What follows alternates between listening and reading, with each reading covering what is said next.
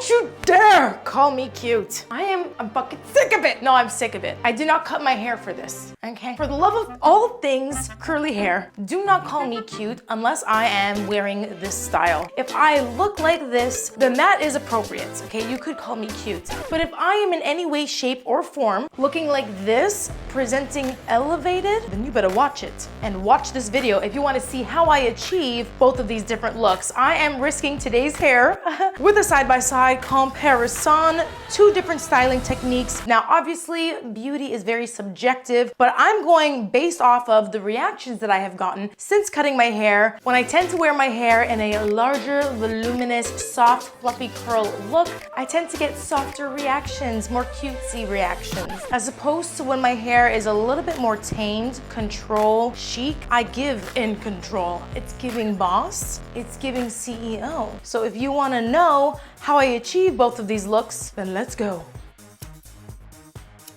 Okay. Oh, and I am your main girl, Mel, if you don't know. Professional hairstylist, curl specialist, and short hair enthusiast since cutting my hair about a month ago. And on that note, if you are looking forward to more short hair tutorials on curly hair, then make sure you are subscribed to this channel because, I mean, this is only two of many hairstyles that we can do. All right, we're gonna section my hair. This video is going to be very technique focused as opposed to products. I think, yeah, I wanna keep things very simple. We're gonna use the same products on both sides. That might be a lie. We'll see what happens as we go through this routine. But any product I do use, I will have linked in the description box below. So we're gonna start off chic because this is the newest type of technique that I've been doing on my hair since cutting. Sectioning is quite important, especially when having a bob. I have been taking a lot more sections because the hair needs to be catered differently on my head. First of all, I have different curl patterns. You know, it's a party all over. But I want to section out the distinct different areas of my head. So I have the back, the side, and then my bangs. So here we have the back. I want things to lay a little bit more flat, but I do have layers and I want them to look stacked. So I'm going to apply some of my product. And I know I said that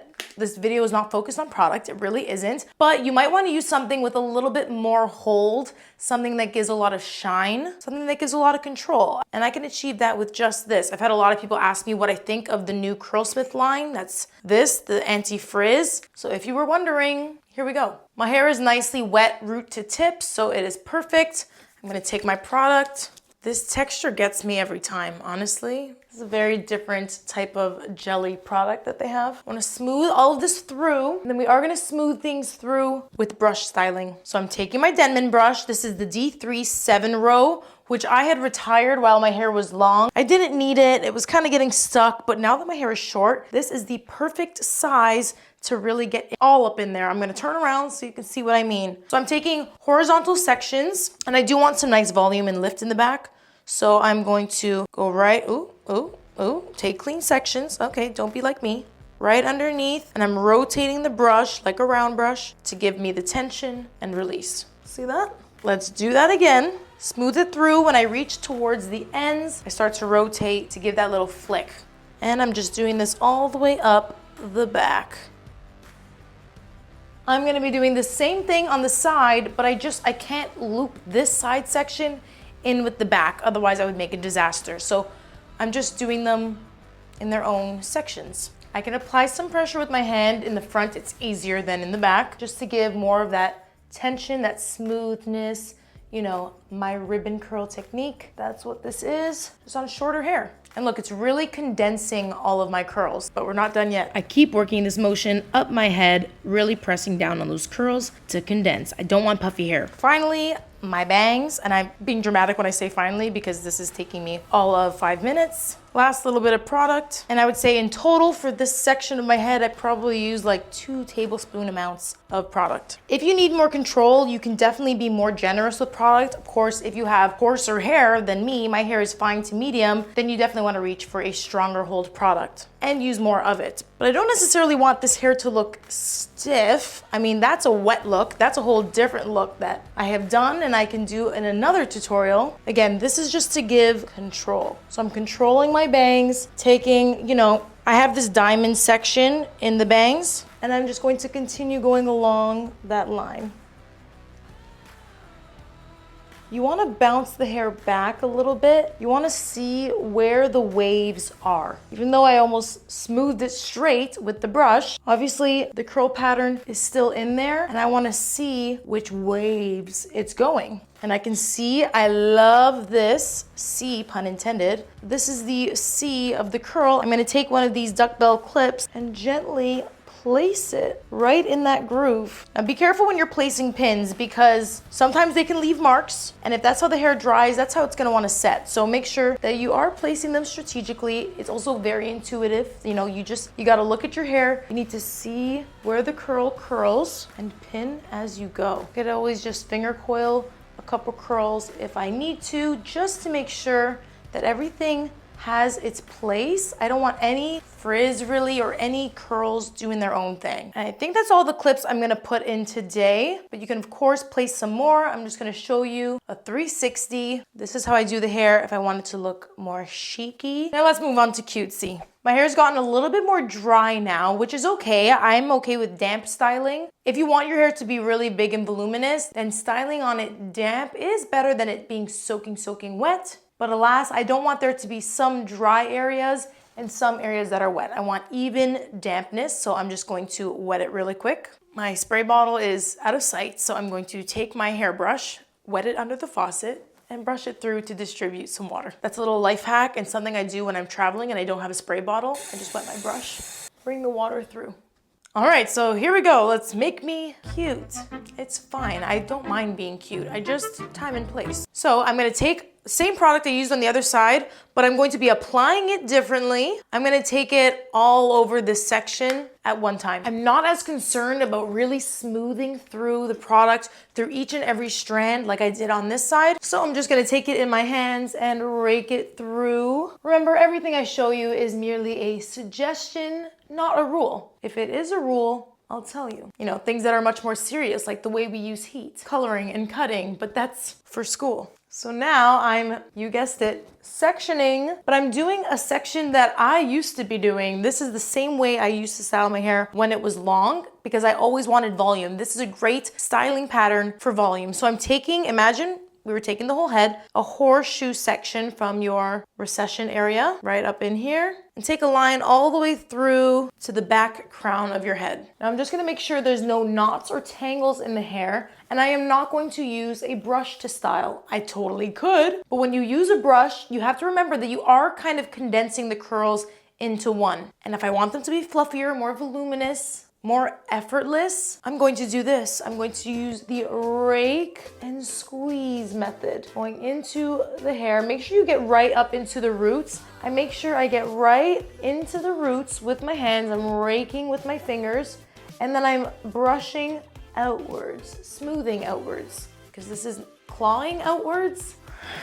Yeah, we're still doing this in sections. And what's really key is now I'm making sure everything is up and off of my scalp, as opposed to on this side, we were really flattening down. So I'm going up and out, scrunch this in, lots of scrunching, maybe a little bit of finger coiling, but again, this is a much more organic type of styling. Moving up top, we're almost there before we get drying. That's a whole different story. Finally, we have, again, that kind of diamond section in the front. I want to style this forward to have a little bit more of like a face frame bang. Scrunch for good luck. Listen, this is good signs. I am going to take my microfiber towel to scrunch out a little of that extra moisture. If you're asking me about my towel, don't, because it was a limited edition, unless you really love it, and then maybe we'll talk. I don't know. I'm gonna get a little extra moisture out of this side as well. And here you have the wet side by side.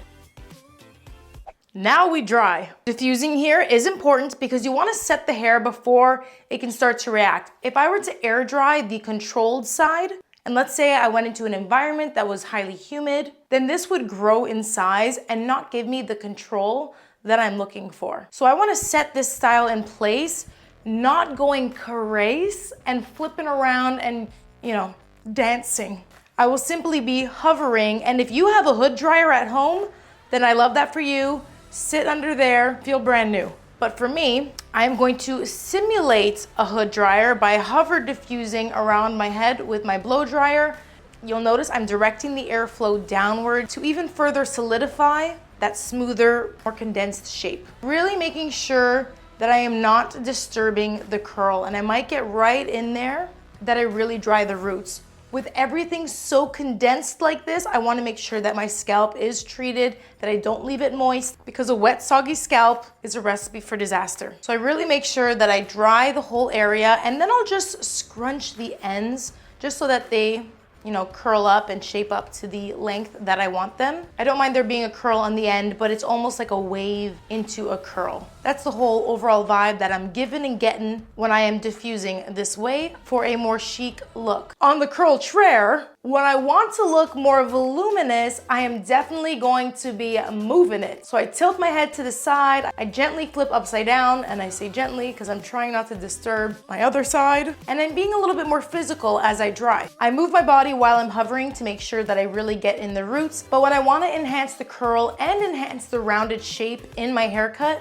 I'm gonna do a lot of scrunching. So I gently scoop from my ends and then hold it at my root for 5 to 10 seconds before I release and move on to the next section. When it comes to the heat you're using on your blow dryer, if you are being this aggressive with it and you're getting that up close, and if you are worried about heat damage, especially if, let's say, you color treat your hair, then I would tone down your heat to more low to medium. Again, that is if the blow dryer is directly on your curls. You wanna protect those ends and prevent them from splitting. Once I feel my hair is almost fully dry, I'm already starting to fluff it. You'll notice I'm getting more handsy, okay? I usually say no touchy when you're diffusing, but when you know the rules, you can break them. I actually want my hair to have a softer, more voluminous look, so I'm going to gently start scrunching out the curls. I'm fluffing out the roots to make sure that I get lots of volume in there, and this is gonna help me achieve that overall more rounded shape. And once the hair is completely dry, I can now remove the pins from the chic side very carefully. Very carefully. I need to style these with makeup, and I'll be back with the finished looks. Are you ready for the final reveal? You may call me cute if I am very much giving, but don't you dare let that word escape your mouth when referring to me when I look like this. Because if looks could kill, this would. Especially if I'm pairing this look with a wing liner, a black wing liner. Get to know her. 2 different vibes matched by 2 of very many personalities. Which one are you personally vibing with more? Again, there's a time and place. Also, beauty is very subjective, and it also all comes down to attitude, because this can also serve chic with the right face. And this could also be considered cute, depending on my accessories. Not these, but you know what I mean. If you have found this video at all helpful, please make sure that you give it a huge thumbs up so I know to bring you more. And make sure you've turned on post notifications so you can see when we drop new videos like these. Also, if you want to check out some of the things that I used in this video, you know where they're linked in the description box below. This has been a lot of fun, but I gotta run, and I also need to figure out how I can make this look a little bit more cohesive before my plans commence, which is now. I've gotta go. I will see you in the next video. Thank you so much for watching. This has been your main girl Mel, and I am out. Peace. Hello. Hold on. Hello. How are we looking? Look at me. Look at me. You're looking. I'm standing for this one, which means, Amanda, I'm sorry if I am walking in circles. I'm sorry, but I need the energy. Also, I'm too lazy to adjust the tripod. So you're up here with me, okay? Eyes up here on these and these. Let's go. Hold on. Okay. I'm sweating on my upper lip. You see that up close? I wish I could say this was just my skin, but I do have makeup on, okay? I'm gonna be transparent with you. I'm gonna be completely real. Okay, let's back it up. Air it out.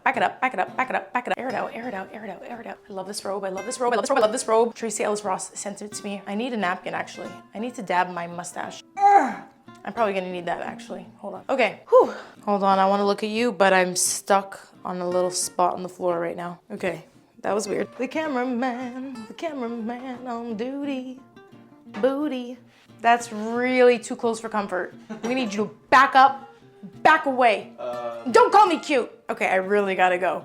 What am I gonna do? Okay, I'm gonna add a wing over here. I'm gonna add some blush over here, a little bit of bronzer here. Pick a lip, but which one? I don't know. Oh, I have to take a thumbnail.